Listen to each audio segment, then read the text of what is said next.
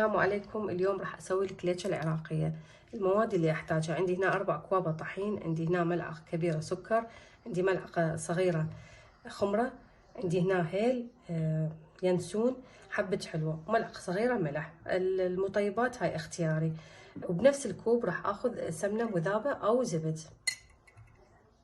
وبالنسبة للحشوات عندي هنا جوز ويا دارسين هنا مجروش، خليت له ملعقتين سكر، قطر او شيرة ملعقة حتى يتماسك. عندي هنا سمسم وسكر وهيل، وعندي هنا جوز مبروش ويا هيل، وعندي هنا خشن وناعم خلطت، وهنا تمر، هنا حشيته بالفستق الحلبي التمر. وهاي هنا عندي اذا اسوي قص البقلاوه هم راح اخليه اسوي يعني من عندها، خليته يجي بكيس نايلون حتى يتسهل علي الشغل. هسه راح اضيف السمنه.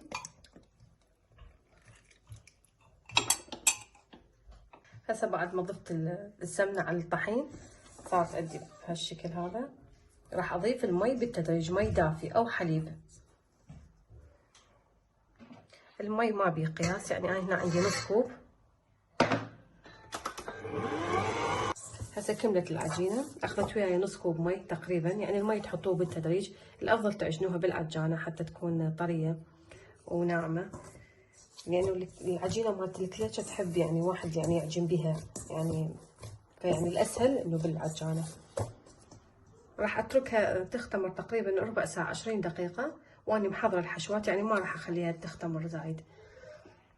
هسه عندي اني هاي القوالب، راح اختار كل قالب الحشوه حتى تكون معروفه. وهذا هم القالب. اول شي راح اسوي التمر،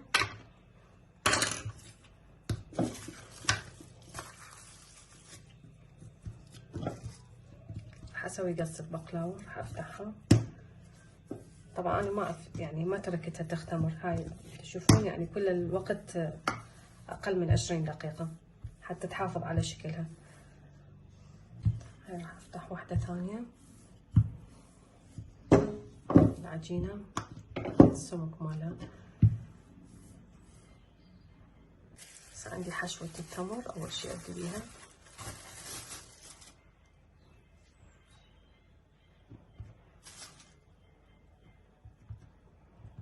بعدين اجيب القطعة الثانية بشيل الزايد. هسه نقطعها على شكل مربعات، الحجم انتو اللي تريدوه.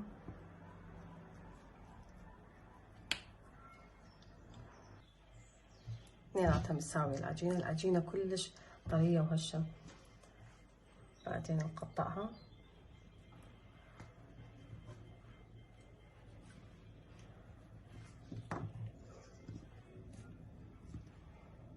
هسه راح ابدأ بالحشوة الثانية اللي هي حشوة الجوز. افتح العجين، اسوي كرات هيجي حتى يكون سهل علي من افتحها. اخلي الحشوة واختار واحد من القوالب اللي عندي.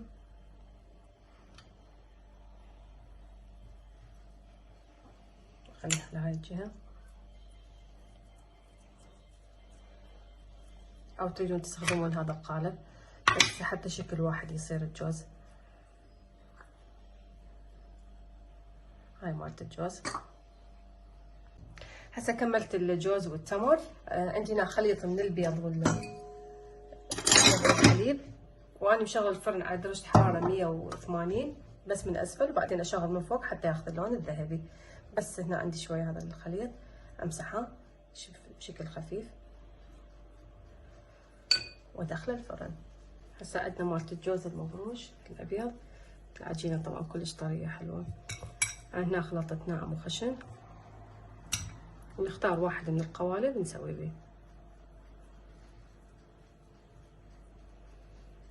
عندنا هذا القالب، خلينا نجربه.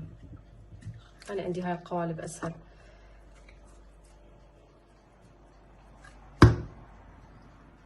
راح أكمل كل الكمية.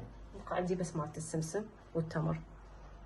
هسه عندي مالت السمسم راح أسوي بالقالب، أسوي على شكل ضفيرة.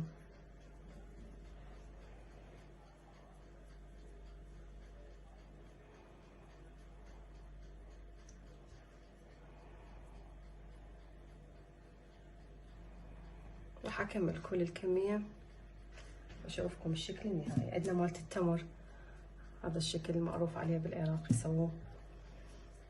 نفتح العجينة ونجيب تمر، هنا حشيته فستق حلبي، نطوي هاي الجهة.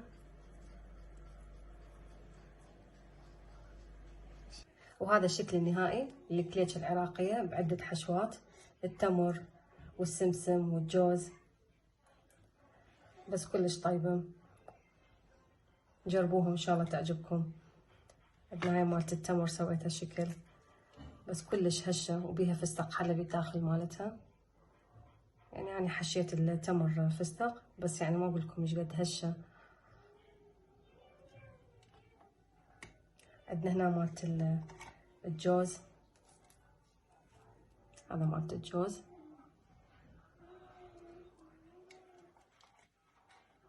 وهاي التمر اذا تحبون هذا الشكل المعروف عليه بالعراق. هاي هنا عندنا قص البقلاوة، مثل تشوفون شلون حلوة. مالت السمسم،